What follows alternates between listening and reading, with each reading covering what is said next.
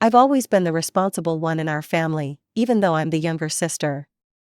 My name is Elsie, I'm 27, and I work as a marketing assistant at a mid-sized firm in the city. It doesn't pay amazingly well, but it's enough for me to cover my own expenses and help out my sister, Diane. Diane is 31 and a widow with 2 boys, Tyler who's 8 and Mason who's 6. Her husband Greg died in a car accident 3 years ago, leaving her to raise the kids alone. I felt terrible for her when it happened, so I immediately offered to help however I could. Our parents, Bob and Linda, live about 20 minutes away from both of us. They're in their 60s and have always favored Diane. I noticed this even when we were kids, but I tried not to let it bother me. Mom always said Diane needed more attention because she was sensitive. Whatever that meant. After Greg died, Diane struggled to afford her apartment, so I started paying half her rent. I also cover a portion of her utilities, including the internet bill. It's tight on my budget, but I figured family helps family. That's what I was raised to believe, anyway. Elsie could pay the whole rent if she wanted to, Diane said loudly at Sunday dinner last week. It's not like she has kids to support. I nearly choked on my mashed potatoes. Diane, I'm already stretching my budget as it is. I can't afford your entire rent. Mom shook her head. Elsie, your sister is struggling. You could cut back on those fancy coffee drinks you like. What fancy coffee drinks? I asked, confused. I brew coffee at home to save money. Dad chimed in. Your sister needs more help than you're giving her. Elsie, family comes first. This kind of conversation happened almost weekly. No matter what I did, it was never enough. Meanwhile, Diane spent money on new clothes and salon appointments while I pinched pennies. But whenever I pointed this out, my parents acted like I was being petty. The worst part was how Diane handled her kids. Tyler and Mason were sweet boys at heart, but they had no discipline. Diane was always on her phone, barely paying attention to what they were doing. When she needed me time, which was often, she'd drop them at my apartment with barely any notice. Last Thursday was the breaking point. I had a pounding headache after a stressful day at work. My boss had criticized my quarterly report, and I still had revisions to finish. Just as I sat down at my laptop, my doorbell rang. Emergency girls' night, Diane announced when I opened the door. Tyler and Mason pushed past me into my apartment. The boys already had dinner. I'll pick them up around midnight, thanks, sis. She was gone before I could object. I sighed and turned to my nephews, who were already jumping on my couch. Guys, please stop that, I need to work tonight, and I have a headache. We want to play games on your laptop, Tyler shouted, ignoring me completely. No, I need it for work. You can watch TV quietly, okay? This set off a round of whining that quickly escalated to screaming. Mason grabbed my laptop while Tyler tried to wrestle it away from him. I saw red. Enough, I shouted, snatching my laptop back. Both of you, go sit in opposite corners right now. If you can't behave, I won't pay for your internet next month, is that clear? Their eyes widened in horror at the threat. Suddenly, they were perfectly capable of following directions. They sat quietly in the corners, occasionally shooting me resentful looks. After 15 minutes, I let them watch a movie. They behaved for the rest of the evening, and I managed to finish my work. When Diane finally came to pick them up, at 1 a.m., not midnight, they immediately started complaining. Aunt Elsie was mean to us, Tyler said. She made us sit in corners. She said she wouldn't pay our internet, Mason added. Diane's face darkened. You did what to my children? They were fighting over my laptop. I needed to work. How dare you discipline my kids? You have no right. You think paying some bills gives you the right to abuse my children? I could call the police for this. I was stunned. Abuse? Diane, they were out of control. I don't want to hear it.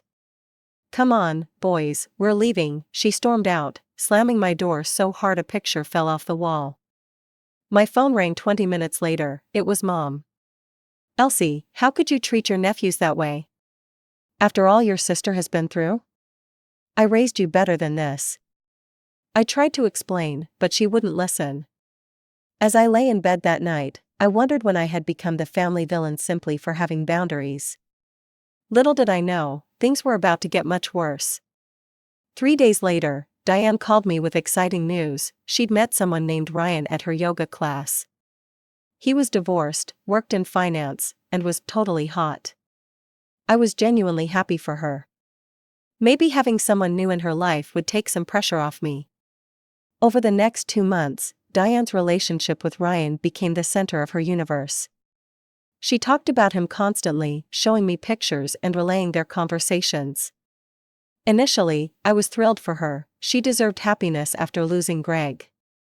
But my happiness quickly faded when I realized what her new relationship meant for me. "Can you take the boys tonight? Ryan's taking me to that new Italian place," Diane asked one Tuesday afternoon. It was the third time that week she'd asked me to watch them. "I don't know, Diane, I've got a big presentation tomorrow I need to prepare for." "Please, it'll just be a few hours, they'll be good, I promise." They weren't good, they never were. But I agreed because saying no to Diane meant enduring guilt trips from her and my parents. It became a pattern. Diane would drop off the boys with little notice, promising to be back early, then return hours later than planned. The boys' behavior worsened with each visit. They seemed angry about being pawned off so their mom could date, and they took it out on me and my apartment. One night, they spilled grape juice on my white sofa. Another time, they broke a ceramic bowl my grandmother had given me. After 8 weeks of this routine, I was mentally and physically exhausted. My work was suffering, my apartment was constantly a mess, and I had no social life of my own. Something had to change. Sunday dinner at my parents' house seemed like a good opportunity to address the situation. Diane was in an excellent mood, having just returned from a weekend getaway with Ryan. The boys were running around the backyard while we sat at the patio table. "Diane," I said carefully, choosing my words, "I'm really happy that things are going so well with Ryan. But I need to talk about the babysitting situation." My sister's smile faltered. "What about it?" It's become really frequent, and usually without much notice. I work full-time too, and I need some evenings to myself. Maybe we could set up a schedule, or find another babysitter for some nights?" Diane's face hardened. "You're just being selfish. You don't want to spend time with your own nephews." "That's not what I said." "You're jealous," she stood up, pointing her finger at me. "You're jealous that I found someone and you're still single. That's what this is really about." I looked at my parents, expecting them to intervene, to point out how ridiculous Diane was being. Instead, Mom nodded in agreement. "Elsie, your sister finally has a chance at happiness again. Can't you put your own needs aside for once?" Mom said. Dad crossed his arms. "Family helps family, period." I felt like I'd been punched in the stomach. "Are you serious right now? I've been helping for years. I pay half her rent, part of her bills, and I've watched the boys constantly. I just need some balance." "Balance?" Diane scoffed. "Try raising 2 kids alone."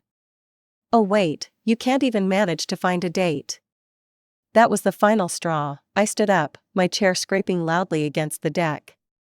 "I'm done, find someone else to be your free babysitter," I quit. I walked out, ignoring Diane's screams and my mother's calls to come back. For the first time in years, I felt a weight lifting off my shoulders, despite the anger burning in my chest. 2 days later, Diane showed up at my door with the boys in tow. "I have a date with Ryan, it's important." "No," I said simply, blocking the doorway, "I told you I'm done babysitting." Her face contorted with rage. "You can't be serious. The boys are already here, where are they supposed to go?" "That's for you to figure out, you're their mother." She tried to push past me, but I held firm. "You're trying to ruin my relationship," she shouted. "You want me to be alone forever like you." I closed the door in her face and locked it. I could hear her pounding and yelling, but I turned up my TV and ignored it. Eventually, she left. The phone calls started that evening. First Diane, then Mom, then Dad. I let them all go to voicemail. My mother's message was particularly harsh. You're driving yourself out of this family, Elsie, prepare for the consequences. Despite our fight, I continued sending money for Diane's rent and bills. It felt like the last thread connecting me to my family, and I wasn't ready to cut it completely. Weeks passed. The calls and texts gradually stopped. I focused on work, started a yoga class, and even went on a few dates. For the first time in years, I was putting myself first. Then, after nearly 3 months of silence, my phone lit up with a text from Mom: "Family dinner tomorrow night at Carmine's, 7 p.m., Diane has news, please come." I hesitated, but curiosity got the better of me. Maybe enough time had passed for things to cool down. Maybe Diane was ready to apologize.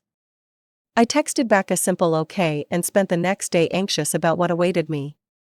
When I arrived at the restaurant, everyone was already seated: Mom, Dad, Diane, Tyler, and Mason running around the tables, and a tall man with dark hair who I assumed was Ryan.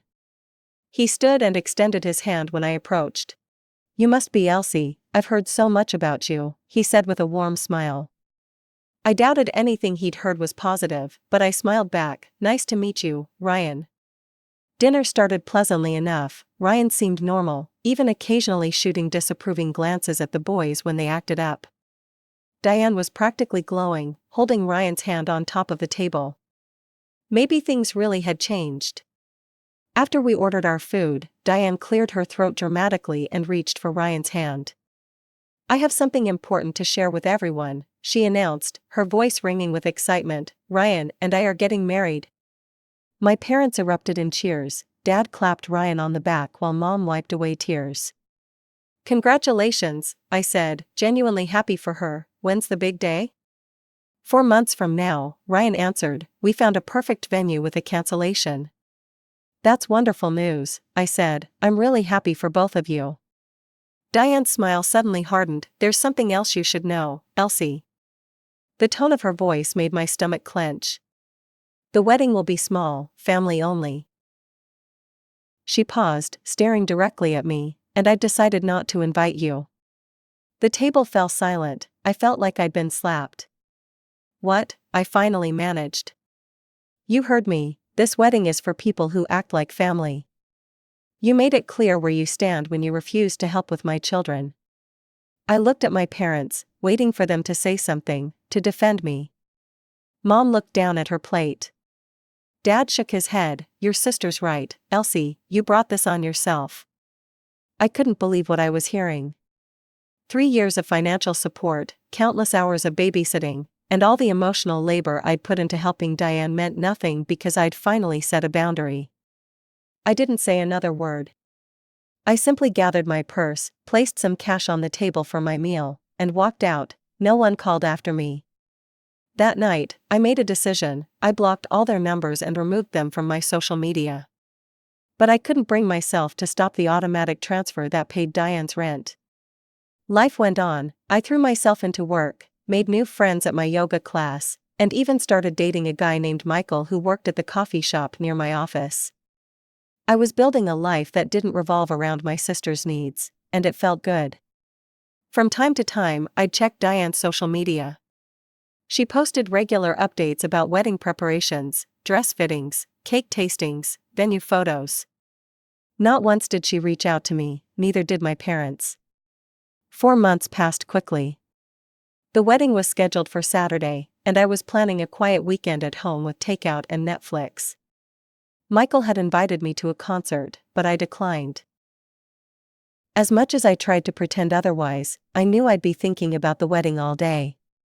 Friday evening, I was making dinner when someone knocked on my door. I wasn't expecting anyone, so I peeked through the peephole. To my shock, Diane was standing in the hallway. I hesitated before opening the door. "Diane? What are you doing here?" She pushed past me into the apartment. "We need to talk." She looked stressed. There were dark circles under her eyes, and her hair was pulled back in a messy ponytail instead of her usual perfect blowout. "What's going on?" I asked, crossing my arms. "The wedding's tomorrow. Shouldn't you be at a rehearsal dinner or something?" "That's exactly what I want to talk about."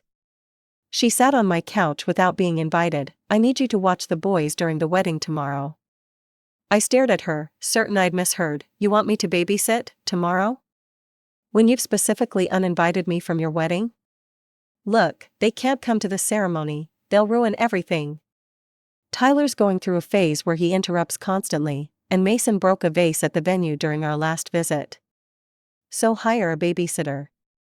I tried, 2 different ones canceled on me. Besides, your family, you should help. I laughed in disbelief. Diane, you literally told me I wasn't family enough to attend your wedding. You can't have it both ways. You're blowing that whole thing out of proportion. She waved dismissively. I was upset, okay? But this is important. If you don't help me, I'll have to bring them to the wedding, and they'll cause a scene. That sounds like a parenting problem, not an Elsie problem. Her face hardened. Fine, if you won't do it for me, do it because Mom and Dad want you to. They'll be really disappointed if you refuse. Mom and Dad haven't spoken to me in 4 months. They didn't even call on my birthday. If you don't agree, I'll tell them how selfish you're being. Again. You know they'll take my side, she smirked, confident in her leverage.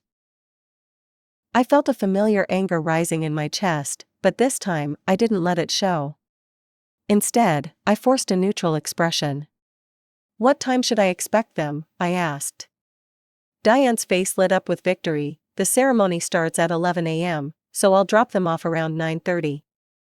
We should be done with everything by 8 p.m., I'll text you if we're running late. Sure, I said flatly. She stood up, suddenly cheerful. I knew you'd come through, sis, this means a lot to me. After she left, I didn't waste any time. I called my boss, Mark, and asked for an urgent vacation.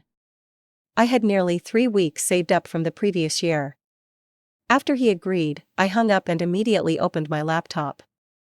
Within an hour, I had booked a 10-day stay at a beachfront resort in Hawaii, with a flight leaving at 6 a.m. the next morning. I'd always wanted to go to Hawaii but had never been able to afford it, partly because I was too busy supporting Diane. The irony wasn't lost on me. I packed quickly, setting an alarm for 3 a.m. to catch a taxi to the airport. As I zipped up my suitcase, I felt a strange mix of emotions. There was guilt, of course. I'd been conditioned my whole life to put Diane's needs first.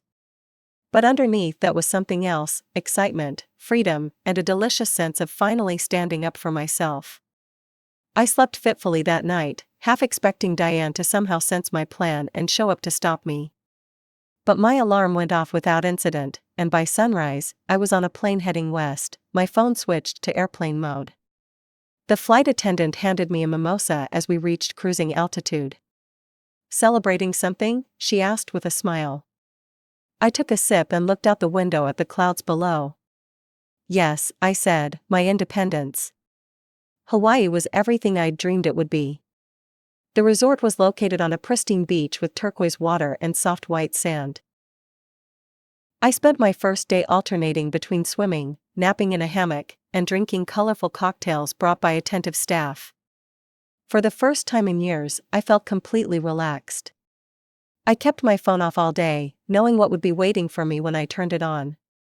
Diane would have shown up at my apartment around 9:30 a.m. with Tyler and Mason in tow, probably already dressed in their little suits.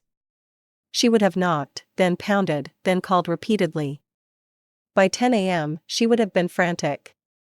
By 10:30, furious. The next morning, curiosity got the better of me. I ordered room service breakfast and, as I sipped my coffee on the balcony overlooking the ocean, I turned on my phone. It immediately exploded with notifications. 12 missed calls from Diane. 8 from Mom. 5 from Dad. Dozens of text messages, each more desperate or angry than the last. From Diane at 9:45 a.m., where are you? We've been knocking for 15 minutes. From Diane at 10:03 a.m., this isn't funny, Elsie, I'm going to be late. From Diane at 10:37 a.m., I can't believe you do this to me on my wedding day. From Mom at 11:22 a.m., your sister is in tears, is this really how you want things to be? From Diane at 12:15 p.m., you've completely ruined my wedding, The boys are out of control and Ryan's family thinks I'm a terrible mother. From Dad at 2:30 p.m., this is beyond disappointing. Elsie, you've gone too far this time. The final text from Diane came in at 8:46 p.m. You've crossed every line, don't bother trying to contact any of us again, you're not part of this family anymore. I should have felt devastated, but instead, I felt strangely liberated. They had cut me off, not the other way around. The decision was out of my hands now. I opened my banking app and canceled the recurring transfer for Diane's rent. Ryan could help her now. I turned my phone off again and went for a swim in the ocean. An hour later, I was lying on the beach when my cousin Rachel called. I almost didn't answer, but Rachel had always been kind to me. She'd been living abroad for the past few years and wasn't involved in the family drama. Elsie, are you okay? I heard there was drama at the wedding. I got some angry texts, sounds like the boys were a handful. That's an understatement, Rachel said. Diane had to bring them since you weren't there to babysit. Your parents tried to watch them during the ceremony, but they couldn't handle it. Tyler knocked over a flower arrangement during the vows, and Mason kept loudly asking when they could have cake. I tried not to smile, but failed. During the reception, Rachel continued, they were running around the table screaming. The worst part was when they decided to play with the cake before it was cut. They stuck their hands in it and started a food fight. Ryan's mother looked like she was going to faint. Oh my God, I gasped, half horrified, half amused. Ryan's aunt, she's quite proper, said something like, perhaps you rushed into this marriage. You could have heard a pin drop. Diane blames you for everything, of course. Of course she does, I said. It couldn't possibly be that her kids need discipline, or that she should have hired a proper babysitter weeks ago instead of assuming I'd do it. Exactly. Anyway, I just wanted to check that you're okay. And honestly? I think you did the right thing. They've all taken advantage of you for years. After talking to Rachel, I pushed thoughts of my family aside and enjoyed my vacation to the fullest. I went snorkeling with sea turtles, took a helicopter tour over volcanic landscapes, learned to hula dance, and ate fresh pineapple every day. By the time I flew home, I was tanned, rested, and more at peace than I'd been in years. There were no new messages from my family. I hadn't expected any, but the finality of the silence still stung a little. 3 weeks passed, I threw myself into work, and my boss noticed the difference in my energy and focus. He called me into his office one Friday afternoon. Elsie, I've been impressed with your performance lately, Mark said. The Thompson account is our most profitable this quarter, and your marketing strategy for the Wilson launch was brilliant. I'd like to offer you a promotion to senior marketing strategist. I was stunned. Thank you, Mark, I don't know what to say. Say yes, it comes with a 15% raise and your own office, you've earned it. With my new salary, I could finally afford a nicer apartment. I found a 1-bedroom in a newer building with a gym and rooftop garden. Moving day was bittersweet. I was excited for my new place but couldn't help thinking about how my family wasn't there to celebrate with me. Then, on a rainy Tuesday evening as I was unpacking the last of my kitchen boxes, Rachel called again. Hey cousin, I answered, how are you? I'm good, but I've got some family gossip. Thought you might want to know what's happening with Diane. Is she okay? Despite everything, I still cared. Physically, yes, emotionally, not so much. She and Ryan are fighting constantly, mostly about the boys. He wasn't prepared for how challenging they are, and Diane isn't doing anything to address their behavior. She's been dumping them with your parents nearly every weekend so she and Ryan can have alone time to work on their marriage. I shook my head, that's not solving the real problem. The boys need consistent boundaries, not to be passed around like parcels. Exactly, your mom is exhausted, and your dad threw out his back trying to stop Mason from climbing the bookshelf last week. The whole situation is a mess. Part of me felt vindicated, but mostly I felt sad for Tyler and Mason. None of this was their fault. They were acting out because the adults in their lives weren't giving them the structure they needed. I hope they figure it out, I said, for the boys' sake. Do you ever think about reconciling with them? Rachel asked carefully. I considered the question. I don't know. They'd have to acknowledge how they treated me, and I'm not sure they're capable of that. But I miss the family we could have been, you know? I get it. For what it's worth, I think you did the right thing. Sometimes you have to put yourself first. After we hung up, I made myself a cup of tea and sat on my new balcony, watching the city lights. I thought about my sister and my parents, about the nephews I probably wouldn't see grow up. There was sadness there, but no regret. I'd spent years being the family doormat, giving everything and receiving nothing in return. Breaking free had been necessary for my own well-being. Maybe someday they'd realize what they'd lost. Maybe they'd reach out with genuine remorse. Until then, I would continue building my life on my own terms. I had a job I loved, a beautiful new home, friends who respected me, and most importantly, I had myself, stronger and more confident than I'd ever been. I raised my teacup in a silent toast to the future. Whatever it held, I was ready to face it on my own terms.